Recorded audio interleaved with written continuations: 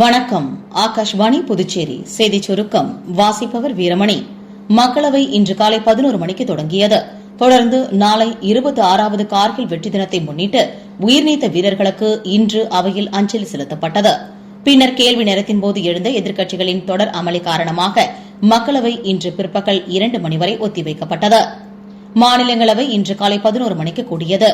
தொடர்ந்து தமிழ்நாட்டை பிரதிநிதித்துவப்படுத்தி மாநிலங்களவை உறுப்பினர்களாக தேர்ந்தெடுக்கப்பட்ட புதிய உறுப்பினர்களான மக்கள் நீதி மய்யம் கட்சியின் தலைவரும் பிரபல திரைப்பட நடிகருமான திரு கமல்ஹாசன், திமுகவைச் சேர்ந்த ராஜாத்தி என்கிற கவிஞர் சல்மா, திரு SR சிவலிங்கம், வழக்கறிஞர் திரு வில்சன் ஆகியோர் பதவியேற்றுக் கொண்டனர். புதுச்சேரி விமான நிலையத்தில் A320 ரக விமானங்களை இயக்கும் வகையில் ஓடுபாதை அமைக்க மாஸ்டர் பிளான் ஒன்றை இந்திய விமான நிலைய ஆணையம் தயாரித்துள்ளது என்றும், இந்த விரிவாக்கத்திற்கு 402 ஏக்கர் நிலம் தேவை என்றும் மத்திய விமான போக்குவரத்து துறை அமைச்சர் திரு ராம்மோகன் நாயுடு நேற்று மக்களவையில் தெரிவித்தார்.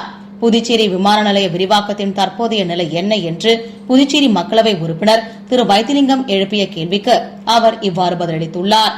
புதுச்சேரியில் உள்ள வாகன உரிமையாளர்கள் மற்றும் ஓட்டுநர் உரிமம் வைத்திருப்பவர்கள் தங்களது மொபைல் எண்களை தேசிய வாகன் மற்றும் சாரதி இணையதளங்களில் புதுப்பிக்க வேண்டும் என புதுச்சேரி போக்குவரத்து துறை ஆணையர் டாக்டர் சிவக்குமார் கேட்டுக் கொண்டுள்ளார்.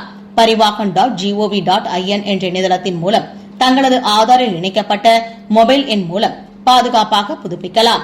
இதற்கான சிறப்பு இயக்கம் 3 மாதங்களுக்கு நடைபெறும். 2வது பாண்டிச்சேரி பிரீமியர் லீக் கிரிக்கெட் போட்டியின் தகுதி சுற்று போட்டிகள் நேற்று தொடங்கியது. முதல் தகுதி சுற்று போட்டியில் வில்லியனூர் மோகித் கிங்ஸ் அணி ஜெனித் ஏனாம் ராயல்ஸ் அணியை 5 விக்கெட் வித்தியாசத்தில் வெற்றி கொண்டு 2வது முறையாக இறுதிப் போட்டிக்குள் நுழைந்தது. இத்துடன் இந்த செய்திச் சுருக்கம் நிறைவு பெறுகிறது.